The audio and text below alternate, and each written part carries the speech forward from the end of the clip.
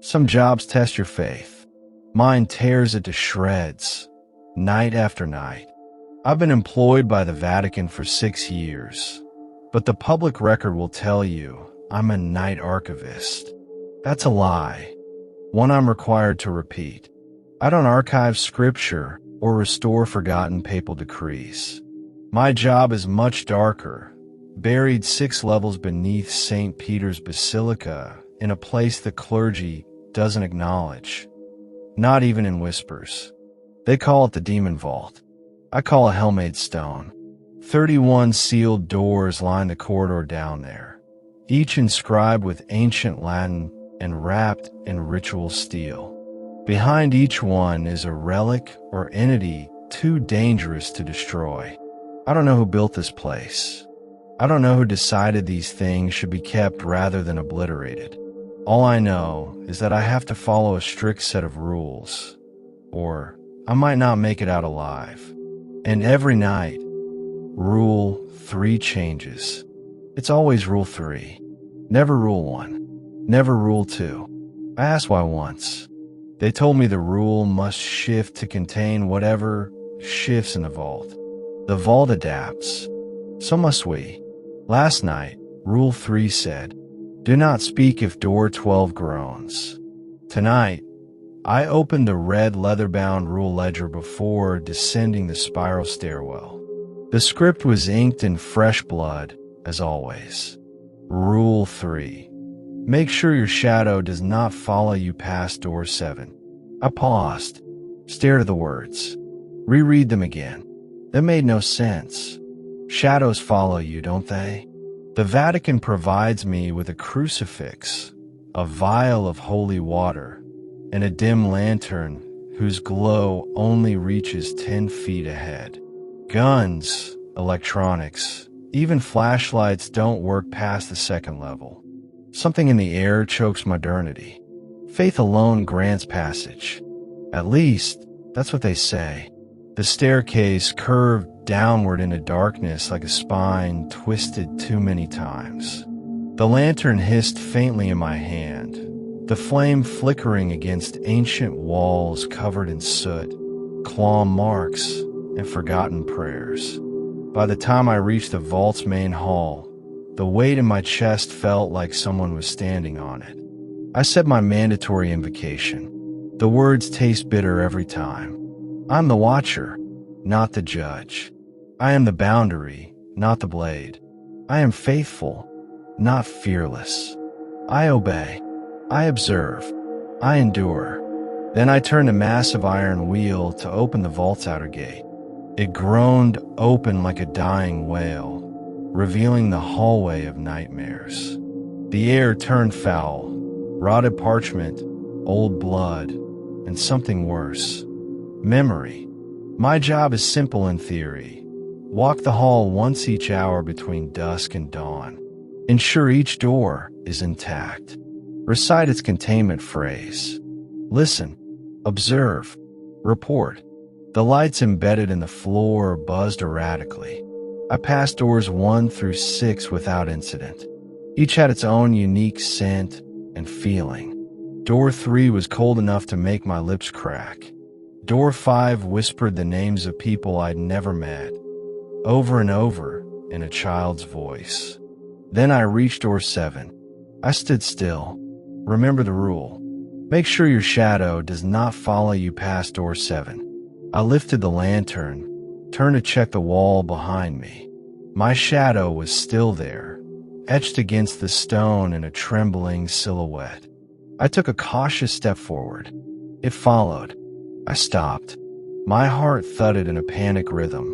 What the hell did that rule mean? How could I stop my shadow from following me? I glanced again. My shadow stood still, but something was wrong. It wasn't mirroring me anymore. My left hand was holding the lantern, but in the shadow, the lantern hung in the right. A mistake? A flicker? I waved my hand. The shadow moved a half-second later. Too slow, like it was catching up. I took 1 step backward toward door 6. The shadow smiled. There were no facial features. It shouldn't have been able to smile. I clutched the crucifix tightly and whispered the vault's fallback prayer. Domini, libera me de tenebris. Lord, deliver me from darkness. The smile vanished. The shadow froze, no longer matching my posture. I took another step back and walked around door 7 with the lantern tilted to the far right wall so the shadow stayed ahead of me, never behind. When I finally passed it, the light caught the edge of my reflection in the polished surface of door 8, and I almost screamed. There was no shadow anymore. I continued the walk, adrenaline surging, sweat cold on my spine.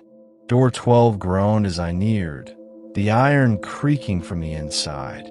Last night's Rule 3 had warned me not to speak if that happened. Tonight's rules said nothing about it. So I said nothing, just to be safe. The containment phrase for door 12 is in Aramaic. I forced the syllables out between clenched teeth. The groaning ceased. I kept moving. Doors 13 through 20 were quiet. But when I reached door 21, the lantern flickered and nearly died. That door is painted black, not with paint, but with ash. It's rumored to hold a shadow angel, a fallen being that doesn't manifest physically, but in the absence of things.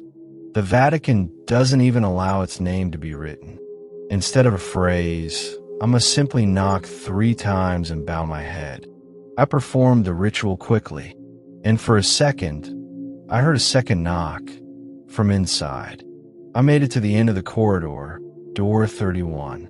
This one had no rituals, no markings, just a single keyhole in the center, no handle. No one has ever told me what's inside. I turned to make the return walk. That's when I heard it. Footsteps, not echoes, not illusions. Footsteps behind me. But when I turned, nothing. Just the vault silence. That was worse. I hurried back.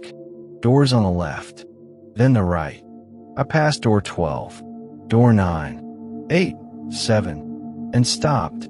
There were 2 shadows cast against the wall beside door 7.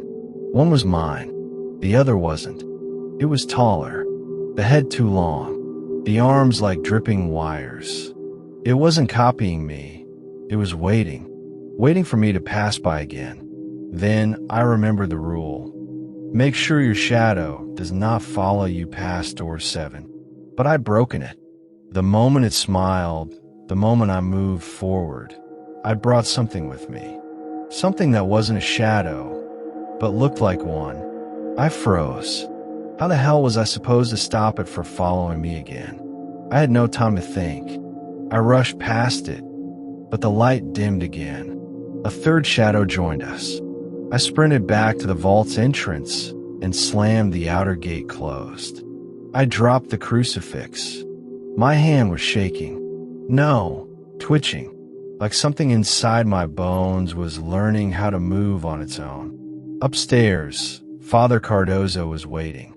He always waits at dawn. You're pale, he said, handing me a flask of thick red wine, laced with sacramental salts.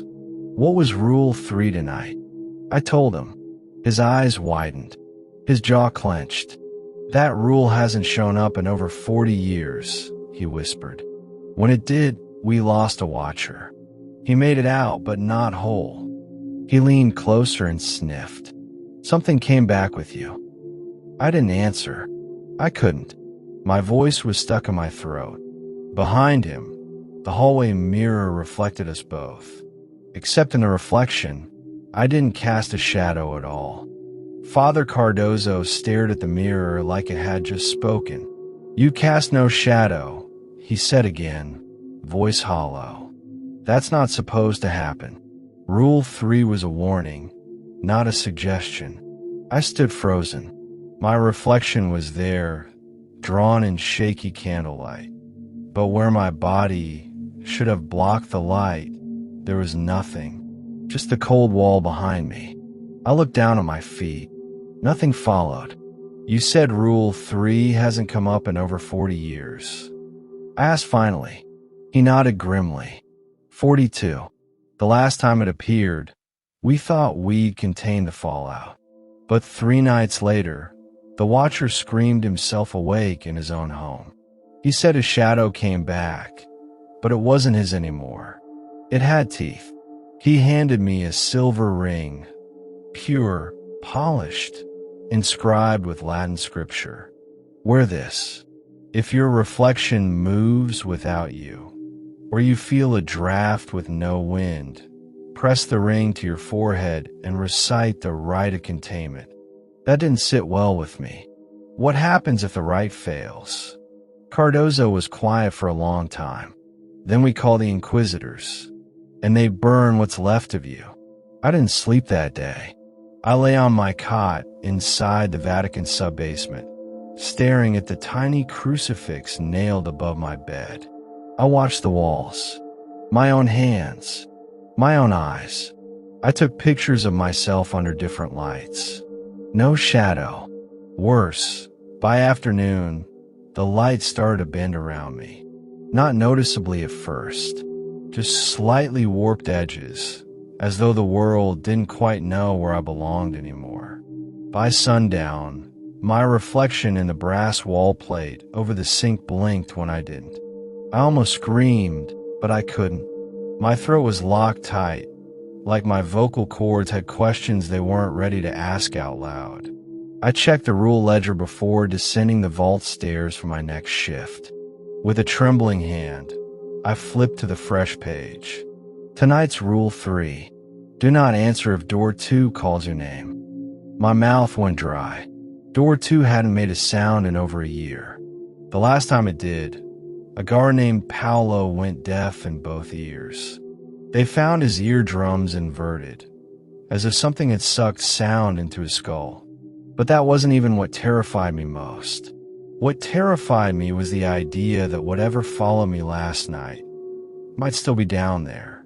Or worse, it might not be down there at all. I descended the vault alone. As usual, nothing electronic worked.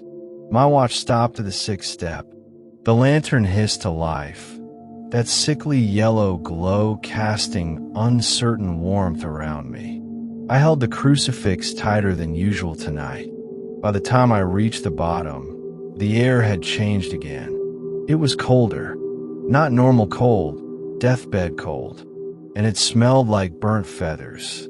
The vault door opened slower than usual. It didn't groan this time, it whimpered. The main corridor looked unchanged. The same 31 doors. The same layout. Same ceiling. Same marble floor. But my instincts told me something had shifted. I took a cautious breath and began my circuit. Door 1. Secure. The inscription read, Fiat Lux, Naumbra Cadat. Let there be light, lest shadow fall. I recited its phrase. The hinges groaned approval. Then came door 2. I stopped. My hands trembled slightly. I didn't dare look directly at the engraving. Just a small peephole covered with 3 different seals. Inside, something sings without sound.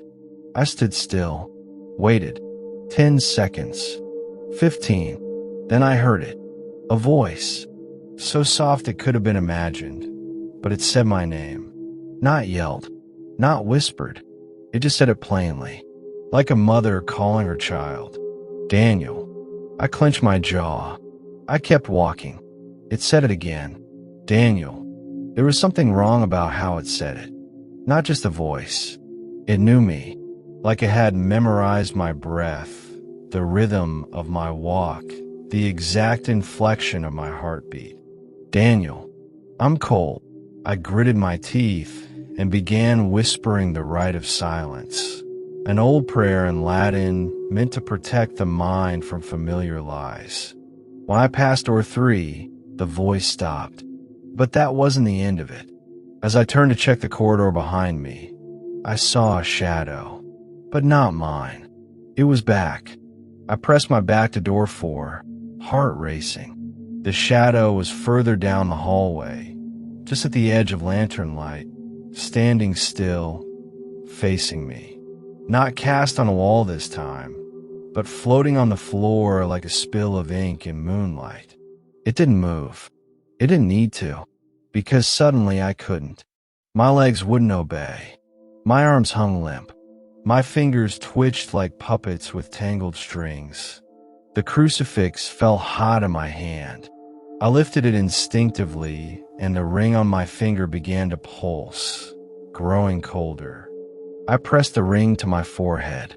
Sanctifica me, Domini, et libera ab umbra falsitatis. Sanctify me, Lord, and free me from the shadow of falsehood. My knees buckled.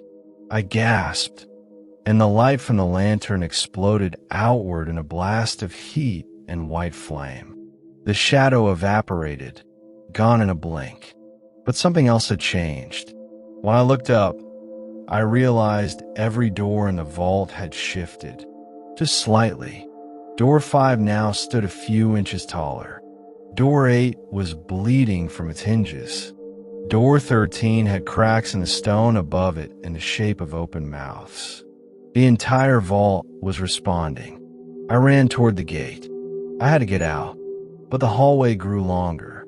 I swear to God, I could see the exit, but each step didn't bring me closer. The air grew thicker. My heartbeat sounded distant, like it belonged to someone else. My legs moved like I was wading through syrup. Then, all at once, silence. The lights beneath my feet shut off. The lantern died. Darkness swelled around me like a lung inhaling dread. And then I felt fingers on the back of my neck. Not cold, not hot, just there, long, thin, searching. A voice breathed into my ear, not the one from door 2, but deeper, ancient. You brought me here. Let me wear you. I turned and swung the crucifix wildly in the dark, whispering every rite I could remember. The air shuddered. I felt something peel away from me, like my skin had been used as a coat. The lights came back on. I stood alone. The floor was slick. I looked down and saw black footprints trailing behind me. They stopped at door 16 and vanished. I stumbled back to the vault gate, shouting the emergency dismissal prayer. The metal screeched open, and I slammed it shut behind me. Upstairs, I confronted Father Cardozo. He was pale. His hands trembled. What the hell is in door 2? I demanded. He didn't answer. I shouted again. You sent me down there with a rule about my name and didn't tell me it can mimic people. What the hell are we containing? He finally looked up. We don't know, he said flatly. Door 2 is older than the vault. It wasn't built. It was found under the Tiber when they dug too deep beneath the necropolis. He poured wine into a cup, fingers shaking. The entity behind door 2 doesn't speak. It remembers. Anyone who listens too long hears their mother, their lover, their child, anyone it can use. I told him what happened. The second shadow, the touch on my neck, the voice. He went still. Then he said something that made my blood freeze. That wasn't from door 2. Later that night, I took a mirror into the vault antechamber. I had to know. I placed it under direct candlelight and stared at my reflection. I still had none. No shadow. No consistency of light. But worse, when I blinked, the reflection didn't.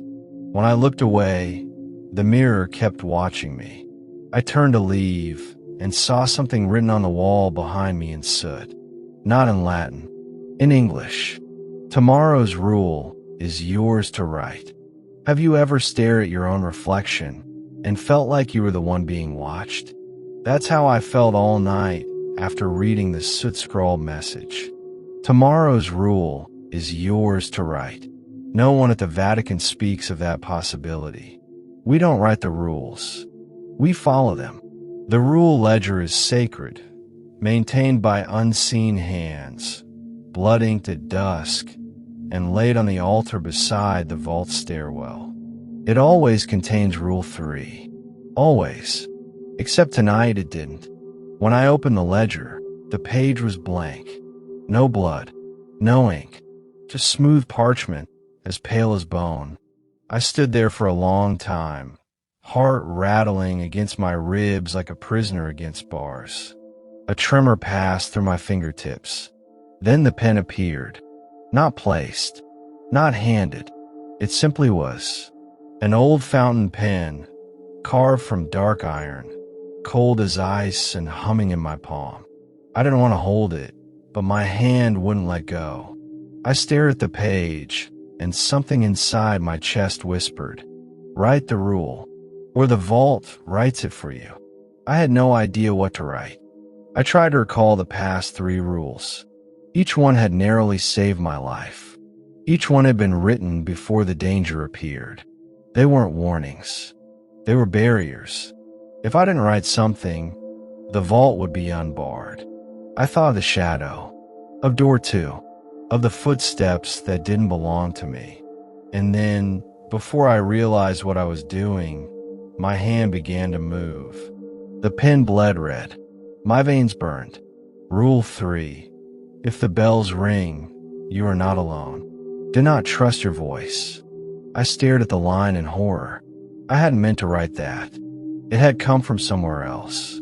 Not memory, not fear, instinct. Like the vault had slipped its claws into my thoughts and offered a suggestion. I set the pen down. It vanished the moment I blinked. The descent felt different tonight. Heavier, as if each step further down into the vault added pressure to my spine. Like the air had weight and will and wanted to crawl inside me.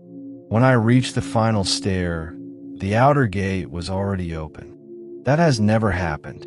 I whispered the wording right. I'm the door, not the lock.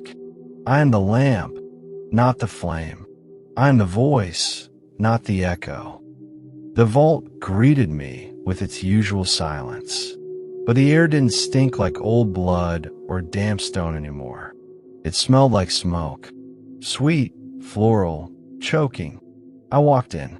Door 1 was cracked open, only a sliver, but enough. I ran.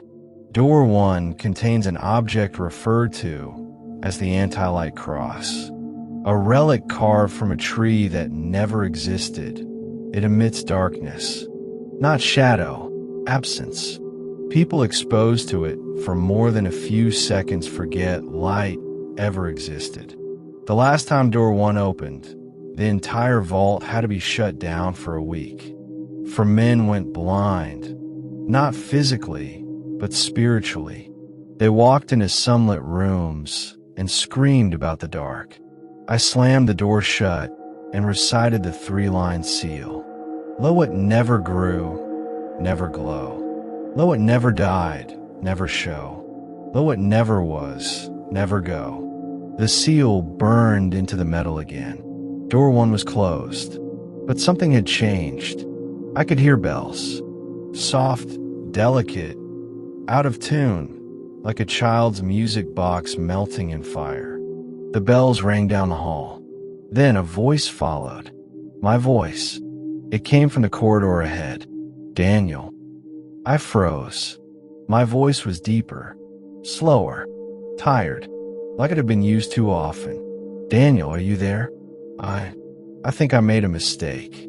It sounded like something from a dream I never had, familiar but not mine. I remembered the rule I had written. If the bells ring, you are not alone.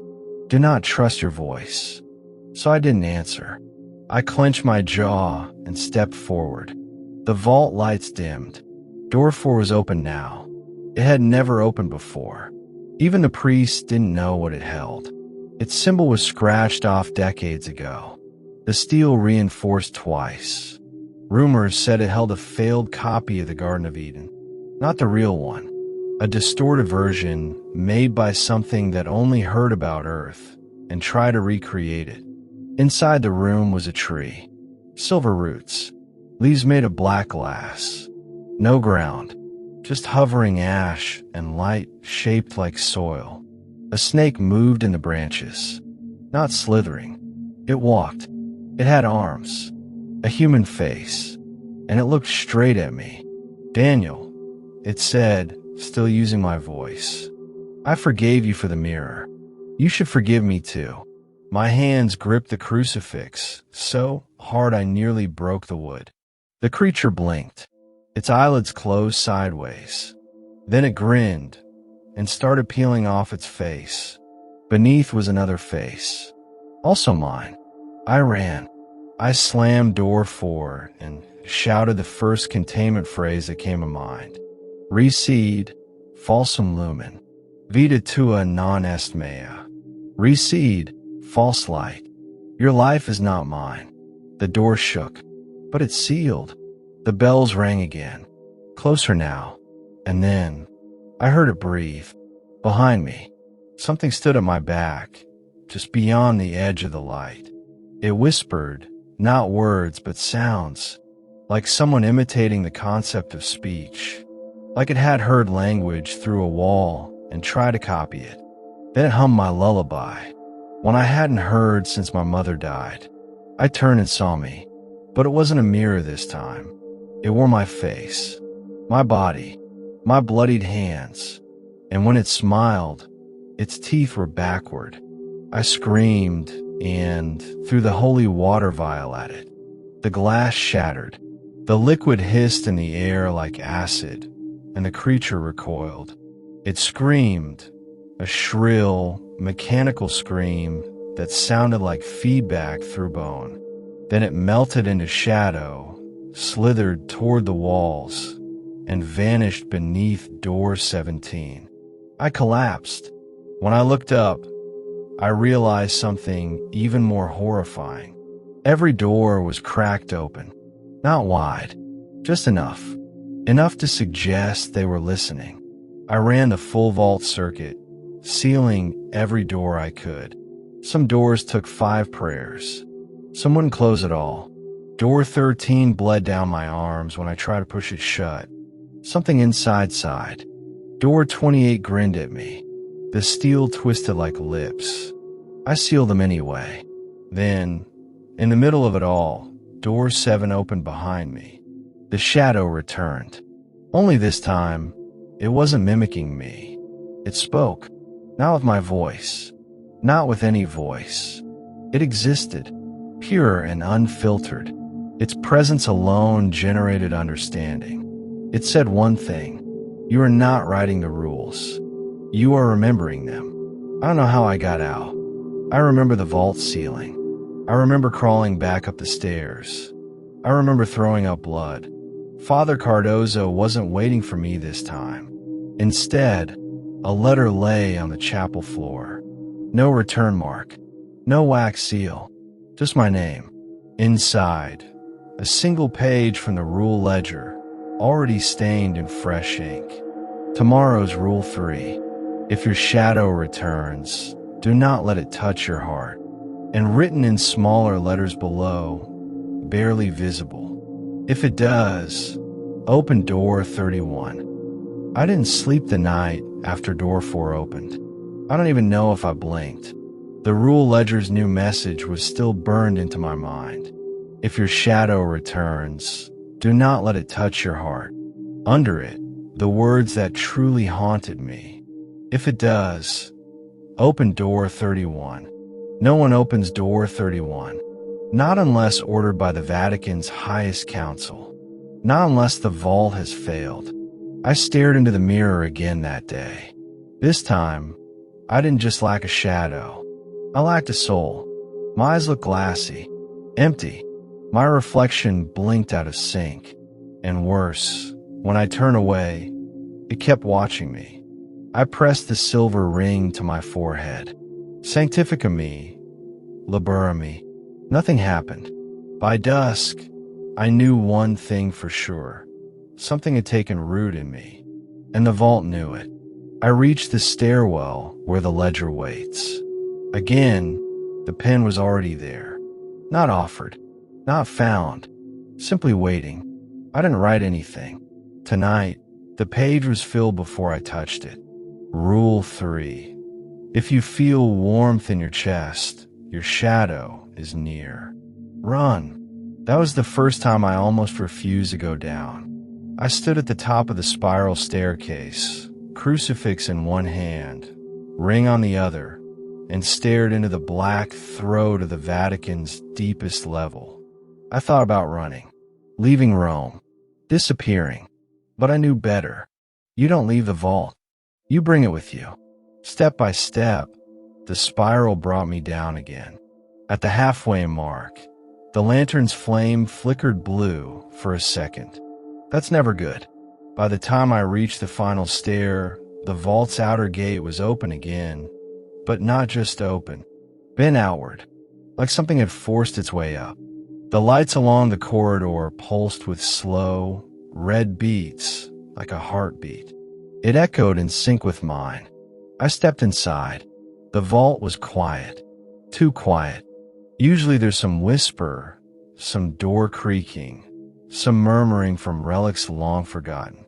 Tonight, there was nothing, but I could feel something else. A gentle warmth in the center of my chest, like a coal press just beneath the skin. The rule's warning. If you feel warmth in your chest, your shadow is near. I closed my eyes, fighting panic. When I opened them again, the floor beneath me wasn't stone anymore. It was mirrored glass. I looked down and saw my shadow staring back. Except it wasn't mimicking me. It was smiling. I turned and ran. Doors blurred past. 8, 9, 10, until I hit door 13, which was now wide open. A long hallway extended beyond it, one I had never seen before. It shouldn't exist. There is no inside in the vault. Every door is supposed to be sealed dimensional space. This one was built of flesh. Vein walls, a ceiling that breathed, a floor that bled with every step. And at the end was my shadow. It no longer looked like me. It was taller, thinner. The edges bled into static. Its eyes were hollow and glowing faintly gold. In its chest was something pulsing, something familiar.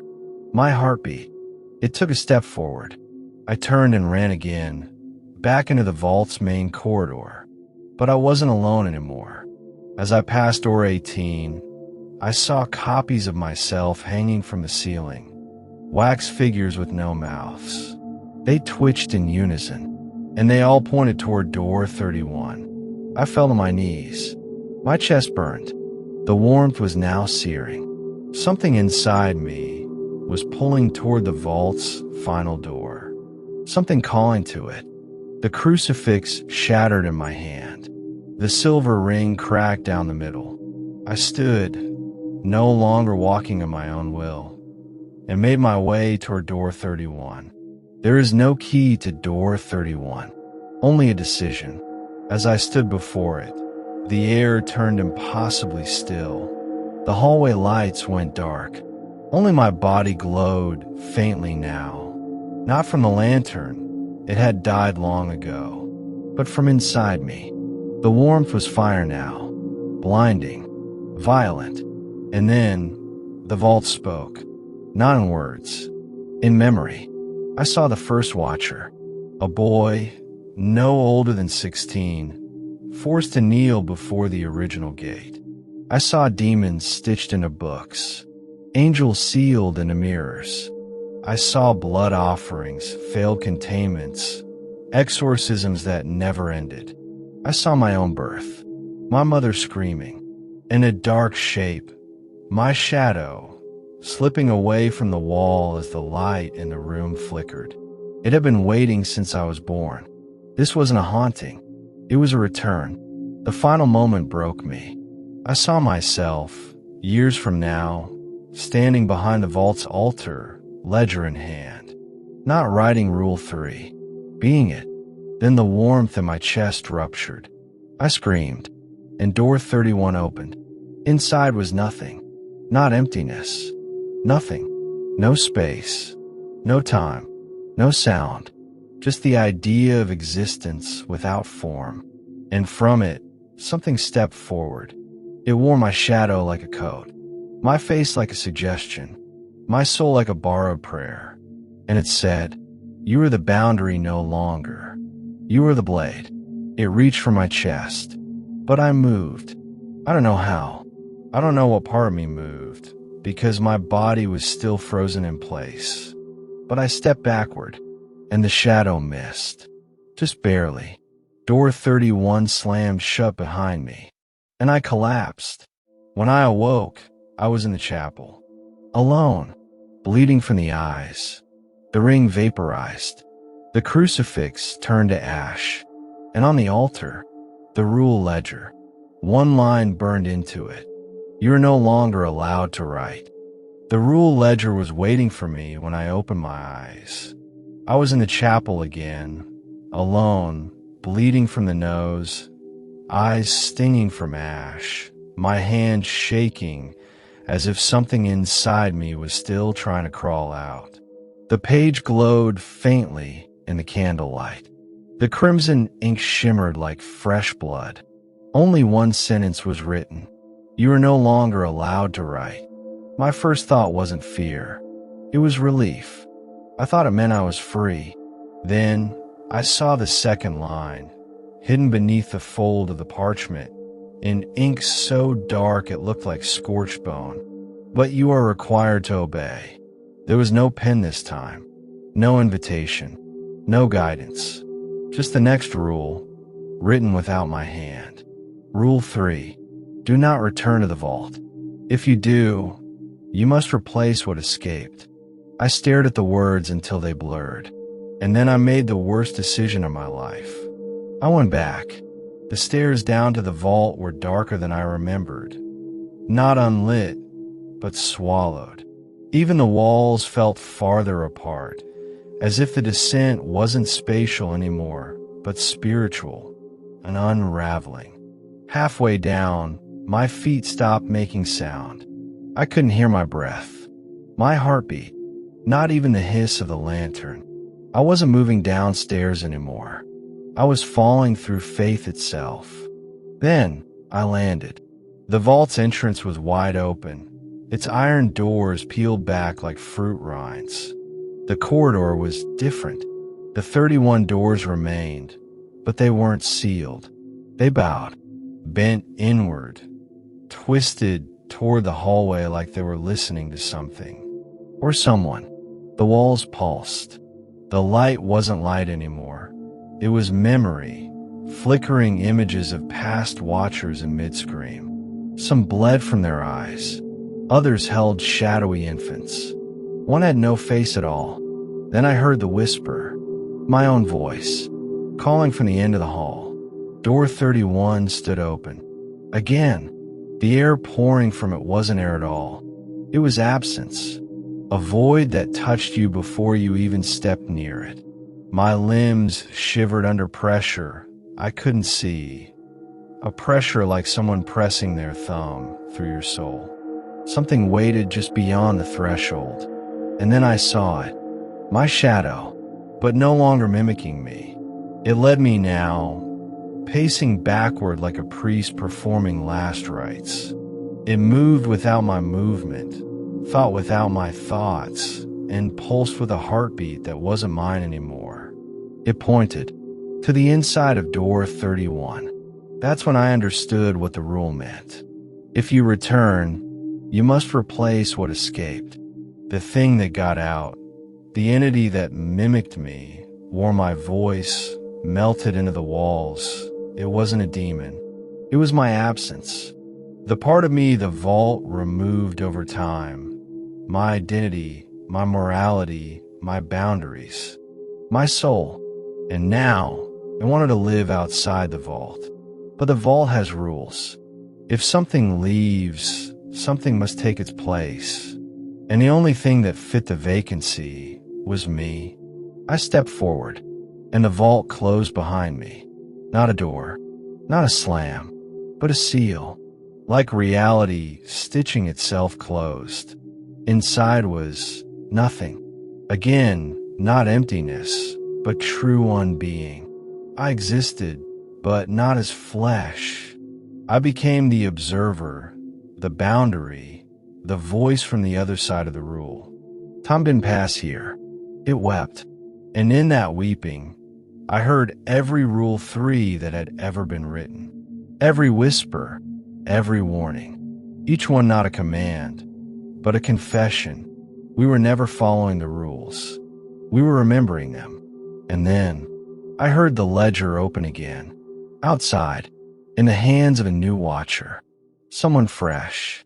Someone curious. And the pen, cold, black iron, began to write. Rule 3. Do not listen to the voice behind door 31. It remembers your face. The following entry was discovered in the 2025 ledger book after the disappearance of Watcher Daniel Vale. The page is written in his own hand, despite his confirmed absence, and is permanently soaked in red ink that tests as AB negative with no human match. It reads, I see you, Watcher. I'm not behind the door anymore. I'm the rule, and you are late.